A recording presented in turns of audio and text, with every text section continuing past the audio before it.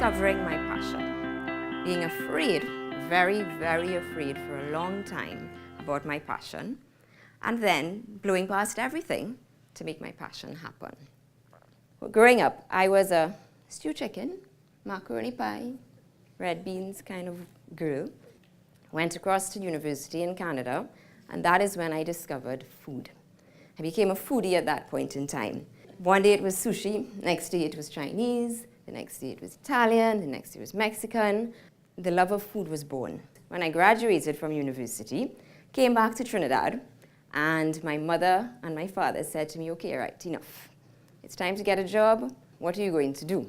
So I looked at them and said, well, you know what? I really feel that this country, the restaurant industry, needs to be expanded. And I think that I should do it.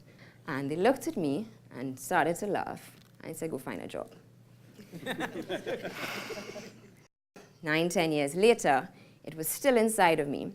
And it was bugging me. Because you know what? People tell you, do what you love. If you can do what you love, if you're lucky enough to have that option, then you should do it.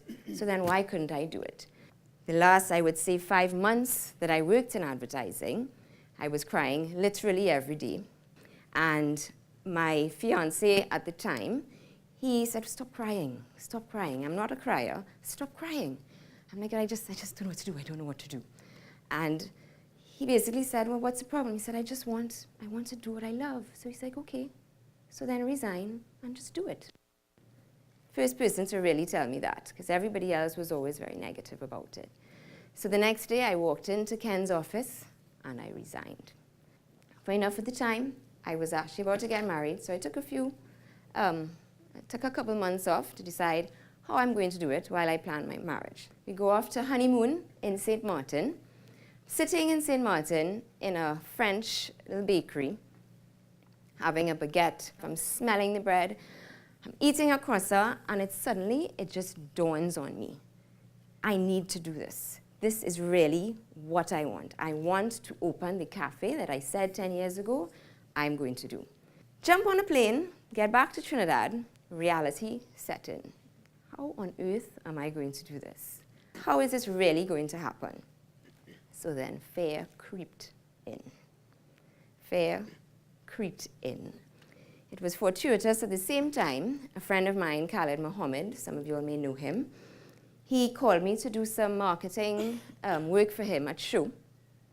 I said, well, why don't I ask Khalid to team up with me? He's the best chef in Trinidad, in my opinion, so what better match could this be? So one day, I go upstairs to show around the Savannah at the time, and I said, Khalid, would you go into business with me? He goes, no, Alison, I have no interest in that. I'm not going to partnership with anybody. The next morning, I get a call from Khalid, and Khalid says that someone has just approached him with a space for rent that would be perfect for a restaurant. Would I like to go and see it? I'm like, okay, sure. I'm not sure why I would want to see it, because he just killed my dream. And then he said, all right, let's do something. I changed my mind. I said, oh, okay, no problem. We go to see the rental space. We both like it. It's actually not the place that we're in right now, but we like it, and the idea was born. The following, might have been 4 days later, Khalid and I jump on a plane and we head to Manhattan. We said that we needed to spend a few days together just to see if our ideas were the same, if we wanted, if the direction was the same, and basically if we could really work together and we could build something proper. So 3 days later, stomach's out to here because that man can eat. And he thought I could eat. He really tested me that weekend. We walked up and down the city till I was totally exhausted. And by the time we got back on the plane, Show Cafe was born.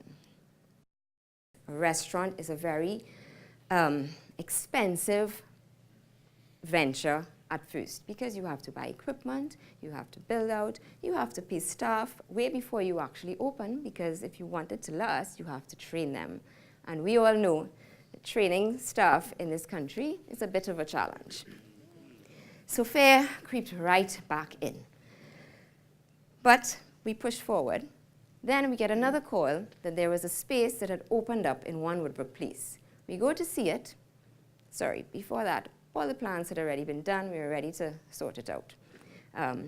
We go to see it and we think this is the spot. This is so much better than where we were thinking about before.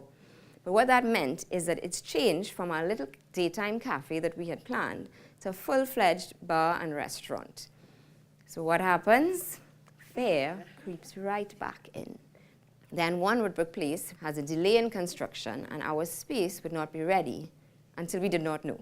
So we have already purchased equipment. We've had to put it in storage. We have all our plans drawn up.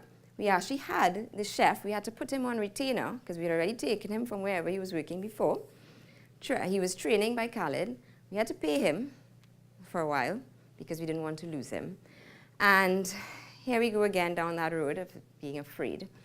But somehow, between 2009 and 2011, it was just a time of a year and a half of fear, a year and a half of excitement, a year and a half of anxiety and stress, which all business owners knows from the time you open your doors, that never leaves you.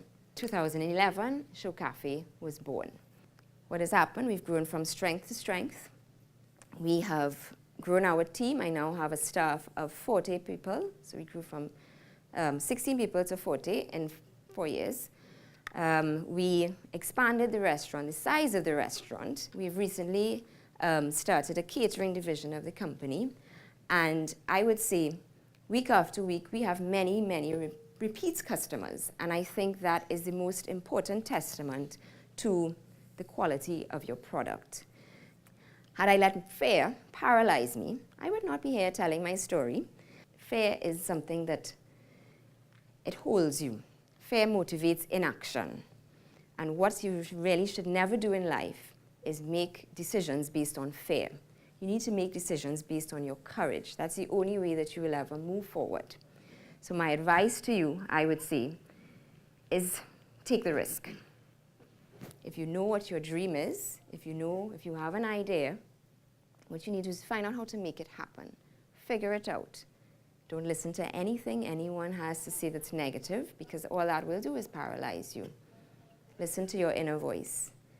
Take the plunge, and everything else will figure itself out. I know that sounds airy-fairy, but the most important thing is to have passion. So when I say figure it out, it will figure itself out, is that when you have passion, you put your mind to it. And passion is not just about doing something that you love. Passion is about working very, very, very, very hard, day in, day out, to make that dream happen. So I encourage you. I thank you very, very much for listening to me. Hope the story was somewhat enlightening. And I thank Scotiabank once again for letting me be here today. Thank you.